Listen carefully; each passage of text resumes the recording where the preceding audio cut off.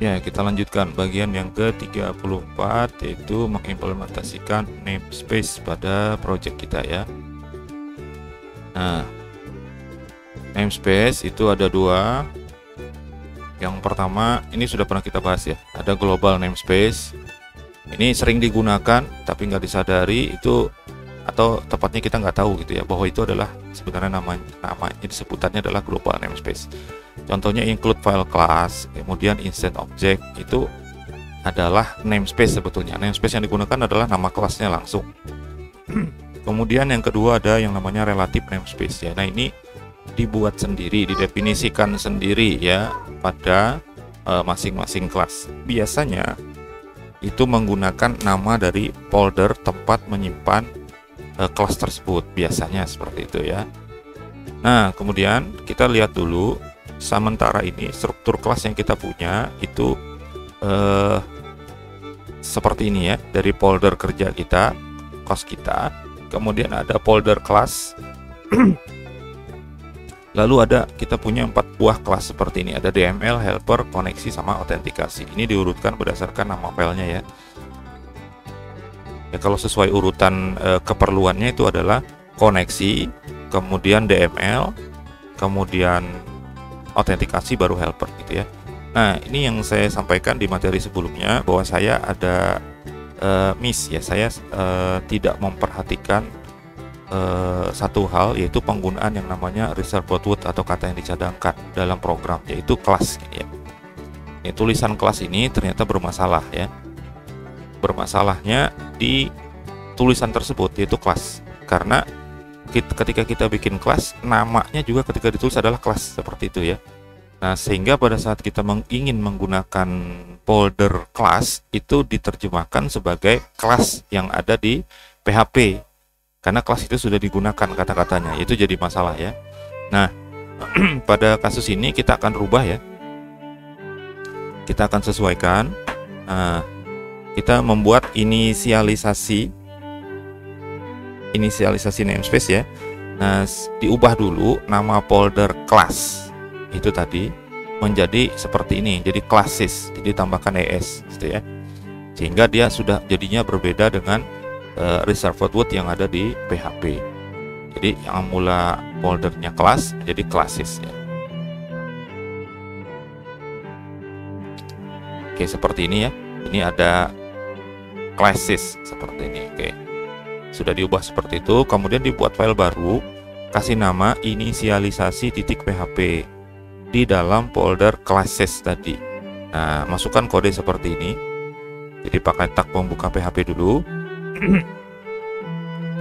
dan penutup di bawahnya ya. Lalu di include, yang pertama adalah koneksi.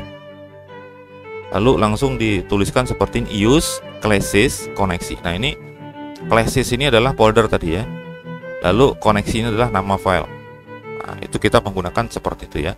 Jadi use classes kemudian koneksi. Nah, begitu juga untuk DML, di include dulu, lalu di use juga, dan langsung saja dibuatkan objek. Jadi objeknya satu ini aja, nanti kita gunakan bersama-sama ya. Jadi langsung di instance dalam file namanya obj gitu ya. Sedangkan koneksi itu tidak perlu, obj tidak koneksi tidak perlu kita buatkan objek, karena dia digunakan, dipanggil secara langsung ya, di extend oleh DML. Jadi kita nggak perlu bikinkan objeknya. Nah, kemudian autentikasi ini juga sama, di use classes kemudian nama filenya autentikasi, lalu dibuatkan objek di instance dari kelas tersebut dalam variabel bernama autentikasi. Helper sama, di-include-kan juga. Untuk helpernya kita use ya, kita gunakan dari folder classes, kemudian helper, dibuatkan instance object dari kelas helper ke variabel bernama helper. Jadi isinya seperti itu. Oke ya.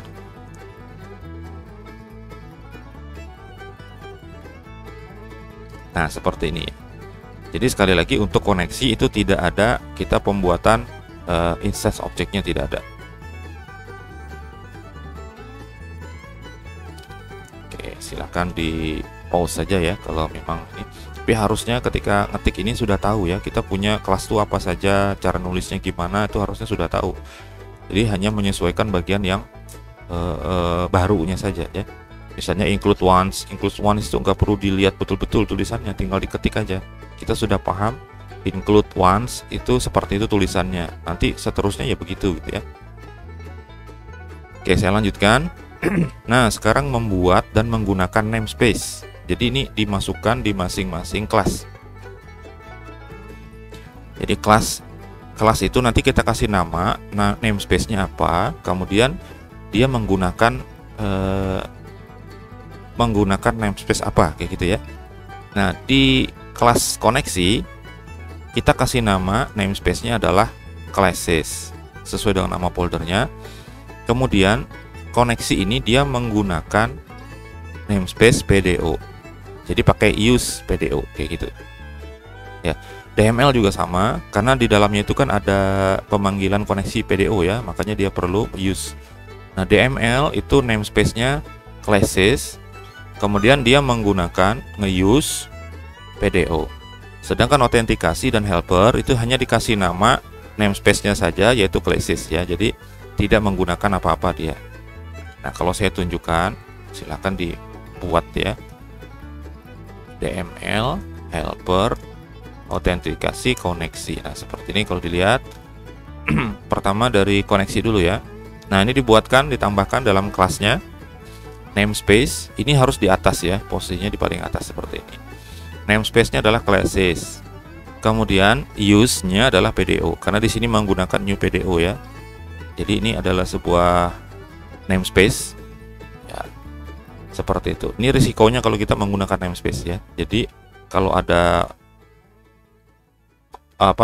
instance object dari sebuah kelas itu kita harus gunakan namanya use PDO gitu.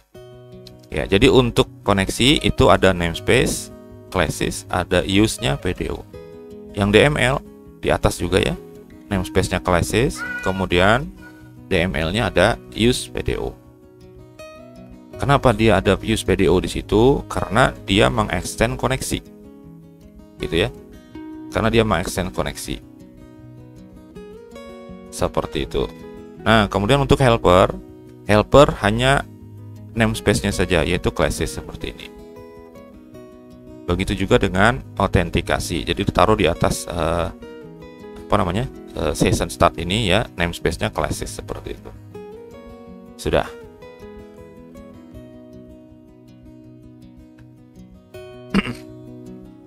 Nah, sekarang implementasinya secara umum. Ini secara umum ya, karena nanti ada bagian yang khususnya. Nah, sesuaikan kode pemanggilan kelas menggunakan kode seperti ini. Jadi ada dua baris saja. Include classes ya, inisialisasi .php. Lalu di sini bawahnya dipanggil objek autentikasi, lalu memanggil lagi metode sesi pengguna. Seperti itu ya. Nah, ini diimplementasikan pada halaman sewa tambah, kamar tambah, dan ganti sandi. Ini yang umumnya seperti ini ya. Jadi yang semula kalau kita perhatikan dari materi sebelumnya yang kelas autentikasi ya, di situ diletakkan di atas semuanya. Yang pertama adalah include DML, kemudian include autentikasi, lalu bikin objek dari autentikasi, lalu manggil sesi pengguna, kemudian memanggil instance atau membuat objek dari DML dan seterusnya ya. Itu kan terlalu panjang ya. Nah, karena sudah dipindahkan ke sini tadi ya, kayak file inisialisasi. Nah, ini kan sudah ya, koneksi sudah dipanggil, DML sudah dipanggil, autentikasi sampai helper sudah dipanggil semuanya. Maka cukup kita panggil file inisialisasi. Tinggal kita mengimplementasikan untuk pengecekan sesi penggunanya saja. Di file sewa tambah, kamar tambah, dan ganti sandi. Kalau kita cek salah satu filenya ya, misalnya di file sewa. Nah, sisanya seperti ini. Yang semula include kelas DML tadi ya, kemudian include kelas autentikasi, lalu autentikasi sesi pengguna, lalu ada helper di bawahnya ya kan. Seperti itu. Nah, itu tidak diperlukan lagi. Jadi cukup masukkan seperti ini di 5 file ini, sewa tambah, kamar tambah, dan ganti sandi. Silakan implementasikan seperti ini. Kemudian kalau ada include ya, dari ke-5 file ini ada include dan instance object yang pakai new itu ya. Nah, itu silahkan dihapus kalau ada. Di bagian kode-kode di bagian bawahnya itu silahkan dihapus kalau memang ada ya, karena sudah diwakili dari file inisialisasi PHP ini, pembuatan objeknya. Silahkan dilakukan ya. Nah, yang berikutnya adalah mengimplementasikannya pada proses login. Nah, sebelumnya proses login kita tuh seperti ini. If is set login, kan begitu ya. Nah, jadi jika ada kiriman login, maka di-include-kan kelas DML dan autentikasi. Kemudian dibuat objek autentikasi untuk melakukan cek loginnya. Nah, tiga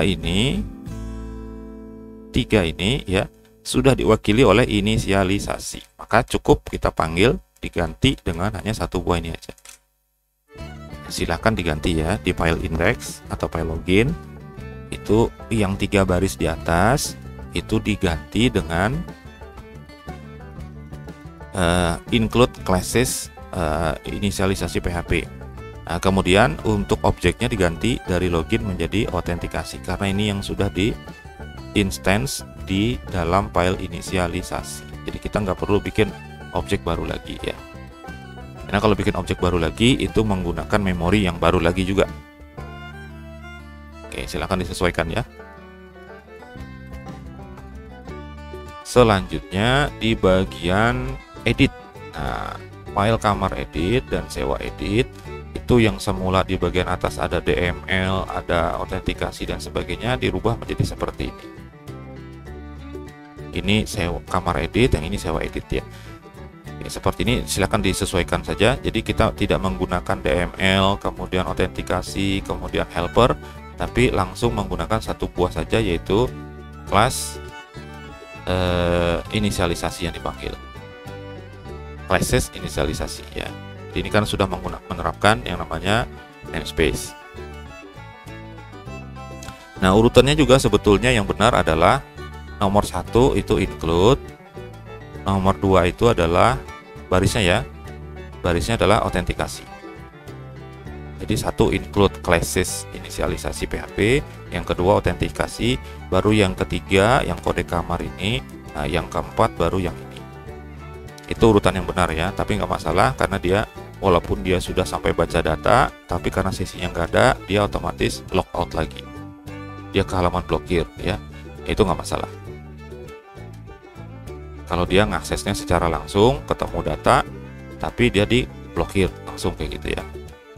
Salah, nanti tinggal disesuaikan saja, ini dirapikan urutannya seperti itu tadi, include dulu, baru autentikasi ini, baru kode kamar, baru data, seperti itu. Nah, kemudian sesuaikan kode untuk pembacaan data kamar pada halaman sewa edit, karena di situ ada pemanggilan sewa edit, itu ada dia pemanggilan